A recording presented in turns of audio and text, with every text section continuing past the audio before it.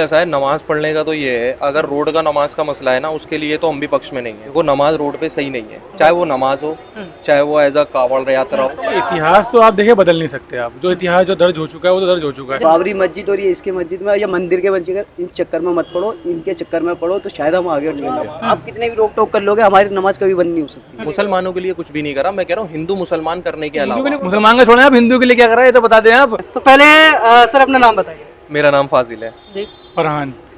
ये बताइए कि जिस तरह से अभी राजनीति हो रही है, तमाम तरह की खबरें सामने आती हैं। कभी ये आता है कि एनसीईआरटी में से ये सिलेबस हटा दिया, वो सिलेबस हटा दिया। कभी ये फरमान जारी हो जाता है कि भाई सड़कों पर नमाज नहीं पढ़ी जाएगी, 10 मिनट के लिए लोगों को दिक्कत हो जाती है, तमाम तरह की समस्या खड़ी कर दी जाती है। ऐसे में आप कहाँ देख रहे हैं कि एक हिंदू मुसलमान के बीच में जो आपसी जो संबंध हैं वो किस तरह से प्रभावित हो रहे हैं?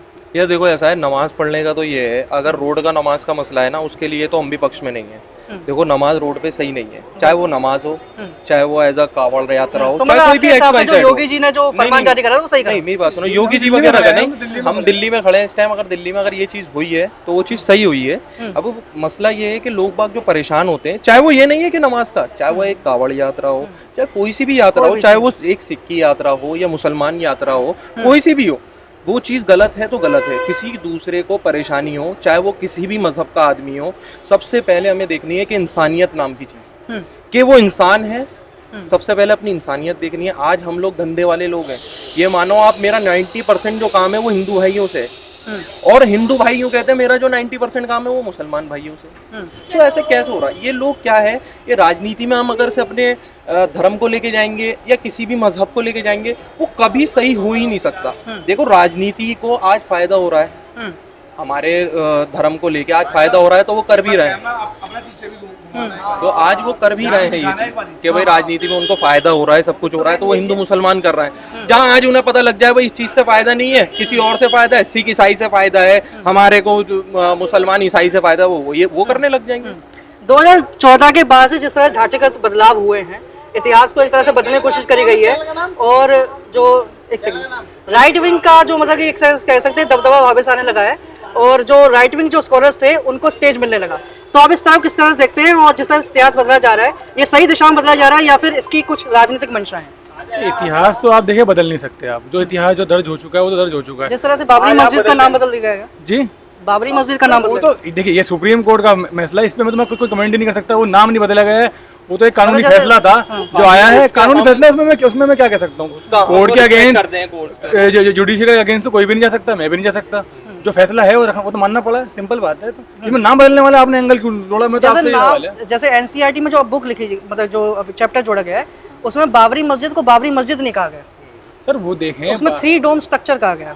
वो ठीक है, कोई बात नहीं, आप नाम कुछ भी दे सकते हैं, लेकिन नाम तो ठीक है। जो सबसे फेमस नाम जो पूरे 140 करोड़ लोगों के जमाने में बाबरी मस्जिद ही था, अब आप उसमें नाम दे सकते हैं, उसमें कोई मेरे ख्याल से विवाद नहीं है। क्या कह रहे हैं सर आप? सर वो बाबरी मस्जिद ही के ले जाएगी। अच्छा, जो नाम है वो सर जैसे प्रचलन में तो जैसे इलाहाबाद, अभी भी लोग प्रयागराज को इलाहाबाद ही कहते हैं। सर आप ये इन चीजों पर मुद्दे पर, इस मुद्दे पर हो ना जी, इस मुद्दे पर हो। ये गरीबी कैसे दूर होगी? इस मुद्दे पर हो ना। ये बेचारी कैसे, किसका कौन सहारा बनेगा इनका? इन्हें खाने को कहाँ से मिलेगा? ये गर्मी में तप रही है, पिस रही है, क्या करेंगे? सोएंगी कहाँ? इनका कोई पता नहीं है। इनके फोकस करो, इन्हें, मुझे मत करो। मैं तो जाऊंगा कैसे भी रह लूंगा, बट इनसे देखो, इनका चेहरा देखो, इन्हें फोकस करो। हमसे नहीं होगा, इनके लिए सोचो। जो बेचारा बिल्कुल ही फुटपाथ पे है ना, उसके लिए सोचो। ये बाबरी मस्जिद और ये इसके मस्जिद में या मंदिर के मस्जिद, इन चक्कर में मत पड़ो, इनके चक्कर में पड़ो तो शायद हम आगे निकल जाए। नमाज अंदर हो रही है, बाहर हो रही है, ये सब चीजें मत छोड़ो। आप ये चीज दिखाओ, गरीबी दिखाओ, हिंदुस्तान की गरीबी दिखाओ। गरीबी कहाँ से कहाँ पहुँच गई है? आप कितने भी रोक टोक कर लोगे, हमारी नमाज कभी बंद नहीं हो सकती। उस बेचारी औरत वो मांगती फिर रही है, उसका कौन है? उसके लिए कुछ ऐसा बनाओ ना। मंदिर बना रहे हो, मस्जिद क्यों बना रहे हो? उनके लिए घर बनाओ ना, रहने के लिए जगह बनाओ ना, खाने के लिए कोई आशियाना बनाओ ना उनके लिए। बारिश आती है, सारी चीजें होती है, सब कुछ होता है, उनके लिए आशियाना बनाओ भाई। तो मतलब जो आपका कहने का मतलब है कि जितने भी जो सरकार की पॉलिसी है सब गवर्नमेंट, मतलब कि गरीब सेंट्रिक। किसके लिए? आप गरीब हो, आपके लिए 4 पैसा आ जाएंगे, उनके लिए कहाँ है? उनके पास तो कोई डॉक्यूमेंट्स ही नहीं है, उनको कहाँ से दोगे आप? ये देखो ना भाई, ये हमारे इन चक्करों में मत पड़ो। ये पॉलिटिक्स में अगर मुद्दा उठाना है ना, अगर टॉपिक लेना है, तो गरीबों के लिए देखो, फुटपाथ पे निकल के बेचारे जो मोहताज हैं उनके लिए दो। कोई ऐसा रोजगार लाओ उनके लिए जो बैठ के कर सके, या कोई ऐसा आशियाना बनाओ उनके लिए जो बैठे बैठे काम करा सके हम। गवर्नमेंट को भी फायदा होगा। ऐसी तो कोई आपके हिसाब एजेंसी से गवर्नमेंट जो ने कुछ करा है कि नहीं करा है गरीबों के लिए? सर मैं इस बारे में कुछ नहीं कह सकता, मैं तो सिर्फ उसी के लिए कहूँगा, गरीबी के लिए। आपके हिसाब से गरीबी में कुछ काम करा है मोदी सरकार ने? अभी कुछ नहीं करा। कुछ नहीं करा। आने वाले ये 5 साल में करेगी कि नहीं करेगी, या 5 साल ये सरकार टिकेगी कि नहीं टिकेगी?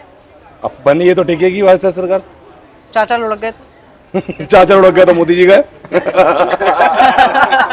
आप बताइए कि ये इन 5 सालों में इस सरकार ने गरीबों के लिए कुछ काम करा है कि नहीं करा है? देखो अभी तक तो कोई काम नहीं करा, और जो भी काम हुआ है वो दिख भी रहा है। एज अ हम अगर से वो कहें जैसे हाईवे बनने है, वो सिर्फ इसके ऊपर काम हुआ है। बाकी अभी तक तो कोई वैसे काम नहीं हुआ हिंदू मुसलमान या कुछ करने के अलावा।